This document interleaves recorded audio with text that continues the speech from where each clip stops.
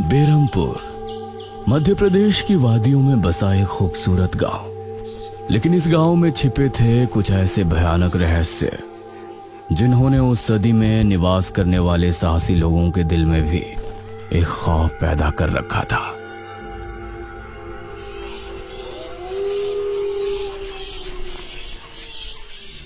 आज तो बहुत दिनों के बाद मित्रों से मिलना हो रहा है, बहुत आनंद आएगा। अरे मदन, कहाँ जा रहा है इस समय? पिताजी, मेरे मित्रों से इतने दिनों बाद मिलना हो रहा है। वो सुबह होने पर वापस नगर चले जाएंगे। अरे तुझे पता नहीं क्या, आज शनिवार की रात है। आज के दिन निशिर मोलो गांव में घूमते हैं। पिताजी, चाहे निशिर मोलो आए या नरकासुर, मुझे आज मेरे मित्रों से मिलने से कोई नहीं रोक सकता।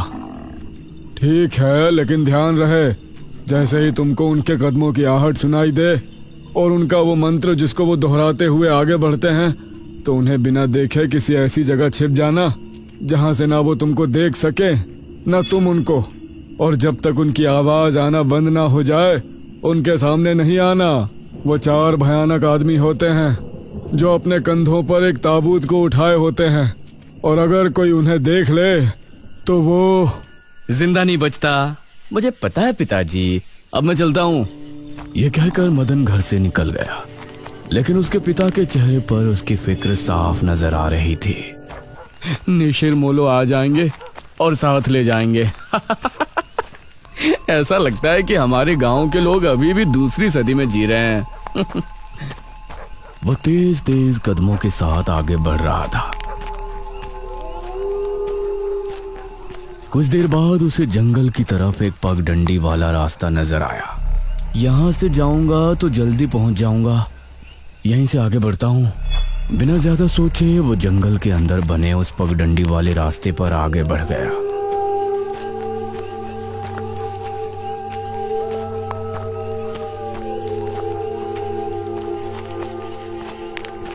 आज तो बहुत मजा आने वाला है, मिलकर खूब मदिरा पान भी करेंगे। तभी उसे भारी कदमों की आहटों के साथ कुछ आवाजें सुनाई देने लगी। इन आहटों और आवाजों को सुनकर वह एकदम से चौंक पड़ा और उसकी आंखें डर से बड़ी हो गईं। हे भगवान! वो जल्दी से झाड़ियों की तरफ भागा और उनमें छिपकर बैठ गया। वो झाड़ियों की ऊंट में बैठा लंबी लंबी सांस ले रहा था। वो आवाजें अब और ज्यादा साफ होने लगी थी। उसे यकीन था कि अब वो लोग उसके करीब ही आ रहे हैं। उसने धीरे धीरे छिपकर अपनी एक आंख से उनको देखा और वो हैरान रह गया।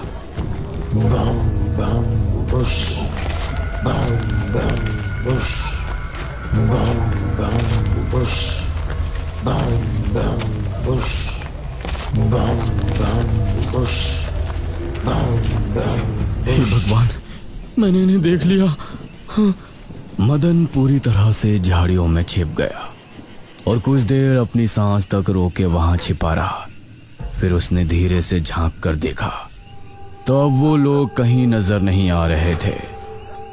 हाँ, लगता है चले गए। वो वहां से निकला और दोनों तरफ देखा तो वहां कोई नजर नहीं आया। हाँ, शुक्र है भगवान। उसने एक कदम बढ़ाया ही था कि तभी उसे फिर से वही आवाजें अपने ठीक पीछे से सुनाई देने लगी।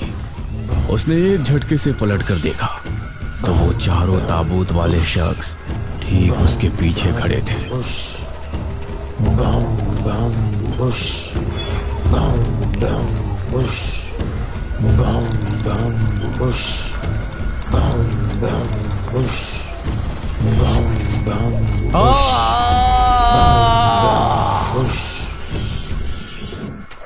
इस तरफ जब देर रात भी मदन वापस नहीं लौटा तो उसके पिता को उसकी चिंता होने लगी। उसने गांव के एक आदमी विपुल को साथ लिया और जंगल की तरफ रवाना हुआ।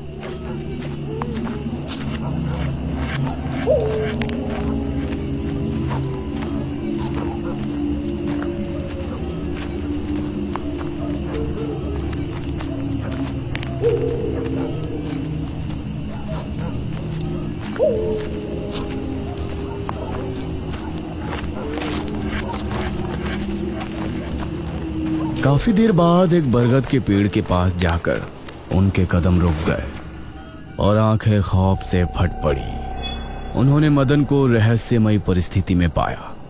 उसके चेहरे पर डर और आंखों में खौफ ऐसा नजर आ रहा था कि जैसे उसने हादसे से पहले बहुत ही भयानक मंजर देखा हो। मदन!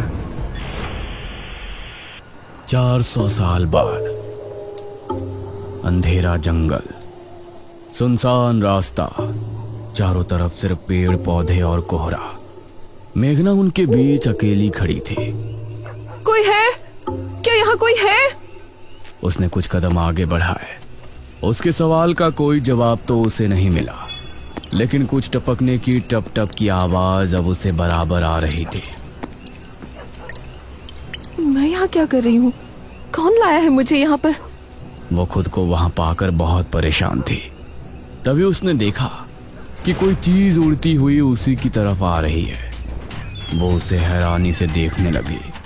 पास आने पर पता चला कि वो कोई विशालकाय भयानक पक्षी था। बचाओ! मेघना उससे बुरी तरह से डरकर भागने लगी और वो उसका पीछा कर रहा था। मेघना ने उसे पीछे पलटकर देखा तो वो उसको पकड़ने ही वाला था, लेकिन तभी मेघना एक पेड़ से टकराई। उसने देखा कि उस पेड़ से हरे रंग का पानी टपक कर नीचे गिर रहा था। मेघना उस हरे पानी को गौर से देख रही थी। तभी अरे ओ मेघना, उठ जा यार, कब तक सोएगी? मेघना आंखें मलते हुए नींद से जागी। उसने देखा कि सुबह के 9 बज चुके थे। ओह शिट, हम तो लेट हो गए। तूने मुझे उठाया क्यों नहीं?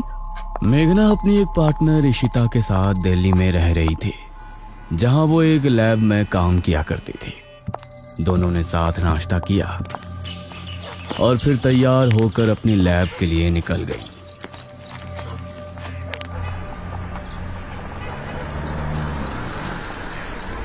तेरा ऑमलेट खा खा कर मेरा पेट खराब हो चुका है। रोजाना कच्चा ही बनाकर दे देती है।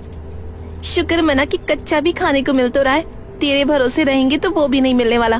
सोकर ही 9 बजे उठती है।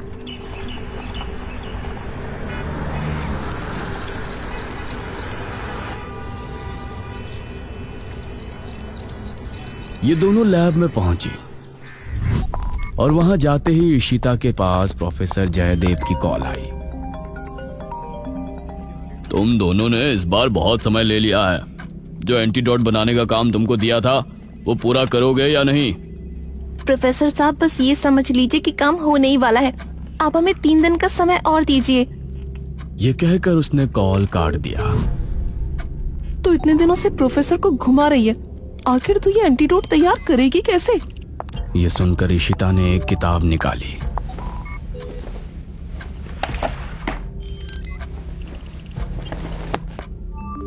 यार देख ये किताब, इसमें बहुत से ऐसे लिक्विड के बारे में लिखा है जिनकी कहानी पुरानी दंत कथाओं और लोक कथाओं से जुड़ी है। तो तू कहना क्या चाहती है? मुझे इस किताब में बहुत ही अनोखे लिक्विड के बारे में पता चला है, जिसे मृत्युंजय अमृत कहते हैं। हम उस लिक्विड का टेस्ट करेंगे और अगर वो हमारे काम का निकला तो उसे यूज भी कर सकते हैं। मृत्युंजय अमृत? देख, मैं तेरे साथ कहीं नहीं जाने वाली हूँ। ये सब बातें बकवास होती हैं। अरे देख तो सही, इस पेड़ से हर पूर्णमासी की रात ये हरा लिक्विड टपकता है।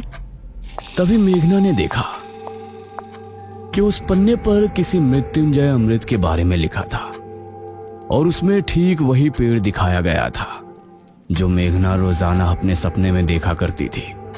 मतलब उस हरे पानी की बात ही इस किताब में लिखी थी। हे भगवान, क्यों हिला डाला ना? है ना इंटरेस्टिंग? मेघना ने कुछ सोचा और फिर जवाब दिया, हाँ, तो हम दोनों कल ही बीरमपुर गांव के लिए निकलते हैं।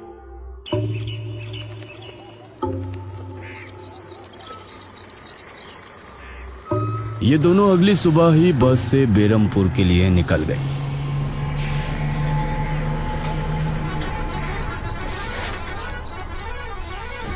वैसे एक बात बता, तू मेरे साथ वहां जाने के लिए एक ही बार में कैसे राजी हो गई? मेघना ने सच को छिपाते हुए कहा, ऐसी अनोखी चीज देखने के बाद भला कौन नहीं होगा जो इसको देखना नहीं चाहेगा? ओहो, ये हुई ना बात। मैंने तुझे पार्टनर बनाकर कोई गलती नहीं की।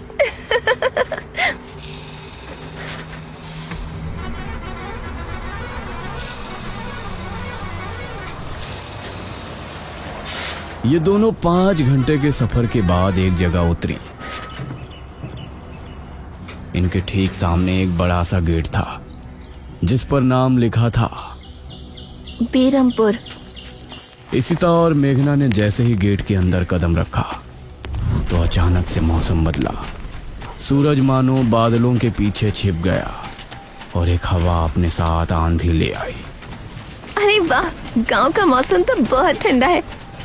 इधर गांव के लोग भी अचानक बदलते मौसम को देखकर हैरान रह गए। अरे ये क्या, अभी तक तो काफी गर्मी थी, ये अचानक आंधी कहां से आ गई? मुखिया जी, लगता है बारिश भी जरूर आएगी। इधर मेघना और इशिता दोनों ही गांव की तरफ बढ़ रही थी। यार, ये गांव के लोग ठीक तो होंगे ना? गांव के लोग तो ठीक ही होते हैं, अजीब तो हम शहर वाले होते हैं। ये बात तो तूने बिल्कुल पते की कही। इशिता और मेघना दोनों गांव के चौक पर पहुंची।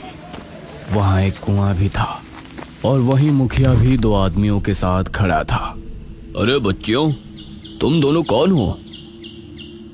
अब नमस्ते जी, मेरा नाम इशिता है और ये है मेरी दोस्त मेघना। अच्छा बेटा, वैसे हमारे गांव में किस वजह से आना हुआ? वो असल में वो अंकल, हम लोगों को अपनी स्टडी के लिए 5 गांवों के बारे में लिखना है, इसलिए हम लोग यहाँ आए हैं। इसके बाद और 4 गांवों में जाएंगे। ओह अच्छा, फिर तो ठीक है बच्चों, हम तुम्हारी जितनी हो सके उतनी मदद करेंगे। जी अंकल, क्या हमें यहाँ कुछ दिन के लिए रहने के लिए कोई घर मिलेगा किराए पर? अरे बच्चों, तुमको किराए की घर की क्या जरूरत है? तुम दोनों जब तक चाहो मेरे ही घर में रह सकती हो। ठकुराइन वैसे भी लड़कियों से बहुत प्यार करती है। जी शुक्रिया अंकल।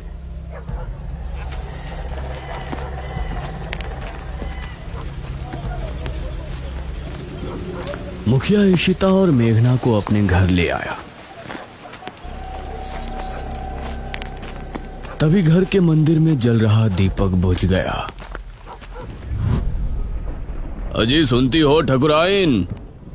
जी आई। ठकुराइन कमरे से बाहर आई। नमस्ते आंटी। नमस्ते बेटा। ओ जी, ये प्यारी प्यारी बच्चियां कौन है? ये दोनों शहर से अपनी पढ़ाई के सिलसिले में आई हैं। हमारे गांव के बारे में लिखना चाहती हैं। वो क्या होता है रे, वो रिसर्च करने आए हैं। तभी वहां पर एक और लड़का आया। क्या कहा? हमारे गांव पर रिसर्च? इशिता और मेघना ने उसे देखा। भला हमारे बेवकूफ गांव में आपको क्या मिल सकता है? ये सुनकर इशिता और मेघना हैरान रह गई। चुप करो अनुज, ऐसे कोई अपने गांव में बोलता है क्या? ये मेरा बेटा है अनुज। अनुज ने मेघा और इशिता की ओर देखा और उन्हें हाथ जोड़कर नमस्ते किया। नमस्ते बेटा अनुज, जरा इन दोनों को वो खाली कमरा दिखा दो जो तुम्हारे कमरे के बराबर में है। ठीक है पिताजी, आओ देवियों। देवियों? अनुज कॉरिडोर से होते हुए उनको कमरा दिखाने ले जाने लगा। इसी समय गांव के मंदिर में बैठा पुजारी भगवान की आरती कर रहा था। तभी अचानक से दिया बुझ गया। ये संकेत तो ठीक नजर नहीं आ रहे। हे प्रभु, रक्षा करना। वैसे आप लोगों को रिसर्च करने के लिए यही गांव मिला था? अरे हम लोगों को 5 गांवों के बारे में लिखना है, तो इसीलिए जो भी गांव पास दिखा चले आए। इसके बाद और किसी गांव में जाएंगे। अच्छा, वैसे यहाँ कुछ ऐसा है जो कि रहस्यमय या ऐतिहासिक हो? हाँ है ना, एक राजमहल। राजमहल यहाँ? हाँ, 400 साल पहले जो यहाँ के राजा हुआ करते थे, उनका महल। वैसे अनुज, क्या तुम हमें उस महल में लेकर चलोगे? हाँ, तुम लोग जाना चाहोगी तो जरूर।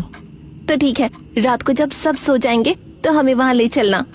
यह सुनकर मेघना इशिता को हैरानी से देखने लगी। रात के समय तुम लोग मजाक तो नहीं कर रहे? नहीं, हम तो चलने को तैयार हैं। तुम्हें डर लग रहा है तो बताओ। मेरा गांव है ये, मुझे क्यों डर लगेगा? ठीक है, ले चलूंगा, लेकिन पिताजी को और माँ को पता नहीं चलना चाहिए। ग्रेट। तो बताओ किस टाइम आ रहे हो? 12 बजे तक पिताजी और माँ दोनों सो जाएंगे। मैं उसी समय तुम लोगों को ले आऊंगा। हाँ सही है। ये कहकर अनुज ने उन्हें कमरे में छोड़ा और वहां से चला गया। ये क्या? हम तो उस मृत्युंजय अमृत के बारे में पता करने आए थे ना। अब हम ये राजमहल क्यों जा रहे हैं? अरे उसको सीधा पूछते तो उसे शक हो जाता ना। आज हम राजमहल चलते हैं और फिर कल उसे जंगल जाने को कहेंगे और वहाँ जाकर बातों ही बातों में उसे मृत्युंजय अमृत के बारे में पूछेंगे। ये सही है। इस तरफ गांव के लोग मौसम के बदलती ठंड से बहुत हैरान थे। पुजारी बार बार आसमान की तरफ देख रहा था, जहां उसे काला अंधेरा इधर उधर घूमता हुआ नजर आ रहा था। करीब 12 बजे जब मुखिया और उसकी पत्नी गहरी नींद में थे, तो अनुज कमरे से निकला। अरे लगता है आ गया। इशिता ने उठकर दरवाजा खोला। हाय अनुज। तुम लोग तैयार हो? हाँ चलो, हम तो रेडी हैं। तो चलो। अनुज इनको लेकर घर से निकला और इन्होंने 2 गलियां पार कर ली थी। उफ, तुम्हारे गांव में हवा इतनी ज्यादा चलती है क्या? रोज तो नहीं चलती, लेकिन शहर की 2 लड़कियों के साथ लगता है उनके शहर का प्रदूषण भी आंधी के रूप में साथ आ गया। कुछ देर चलने के बाद ये तीनों एक बड़े से राजमहल के सामने खड़े थे, जिसे देखकर मेघना को कुछ याद आने लगा। ऐसा लगता है कि इस राजमहल को मैंने पहले कहीं देखा है। ये है राजमहल राजा सूरजभान का। वाकई में काफी आलीशान है। यह कहते हुए इशिता ने अपने कैमरे में उसकी एक फोटो ली। हमें खिड़की से अंदर जाना पड़ेगा, इसका दरवाजा सालों से जाम है। ये तीनों एक खिड़की के रास्ते राजमहल में पहुंचे और वहां की हर एक चीज मेघना को जानी पहचानी लग रही थी। इस तरफ गांव में आंधी का बहाव बढ़ने लगा था। सभी अपने अपने घरों में आराम से सो रहे थे।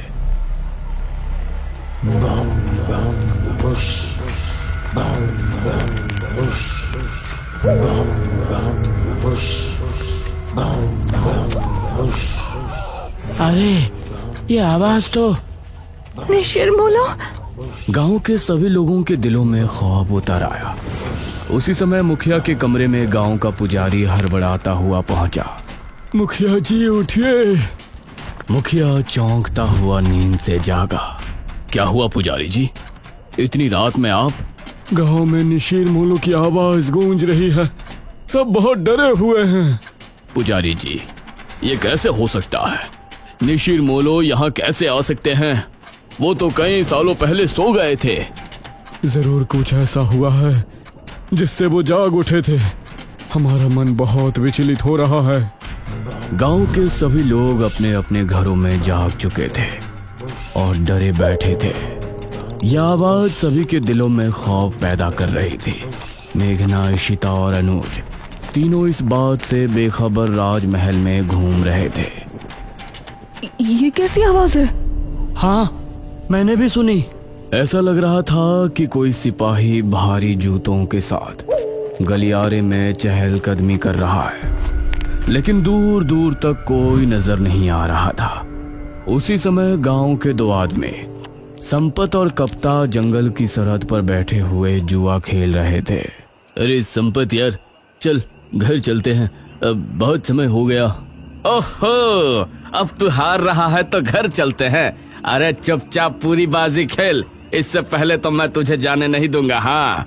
यह सुनकर कप्ता फिर से उसके साथ पत्ते बांटने लगा। उन दोनों को यह आवाज सुनाई दी। तेज आंधी की हवाओं में उनकी आंखें बहुत मुश्किल से खुल रही थी। उन दोनों ने देखा कि सामने से 4 आदमी अपने कंधों पर एक ताबूत उठाए मंत्र पढ़ते हुए चले आ रहे हैं। संपत और कप्ता इससे पहले कुछ करते, वो चारों आकर उनके सामने रुक गए। हवा का रुख थोड़ा कम हुआ। वो चारों अपनी लाल चमकती आंखों से संपत और कप्ता को घूर रहे थे। इधर इशिता, मेघना और अनुज को एक दरवाजा खुलने की तेज आवाज सुनाई दी और वो चौंक पड़े। न जाने उस दरवाजे से कौन निकला जिसको देखकर ये तीनों चौंक पड़े। वहीं संपत और कप्ता के सामने खड़े वो चारों शख्स जो कि निशूर मोलो थे। उनके कंधों पर रखा ताबूत खुल गया और उसके खुलते ही संपत और कप्ता की चीख पूरे गांव के लोगों ने सुनी, जिसे सुनकर सभी गांव के लोग डर गए। ये किसकी चीख थी जी? निशिर मोलो, ये चीख किसी अनहोनी की संकेत थी। निशिर मोलो आखिर कौन है? क्या है मृत्युंजय अमृत और क्या संबंध है मेघना का इन सब से? इन सभी सवालों के जवाब जानने के लिए हमारे साथ जुड़े रहिए इस कहानी के अगले भाग में भी।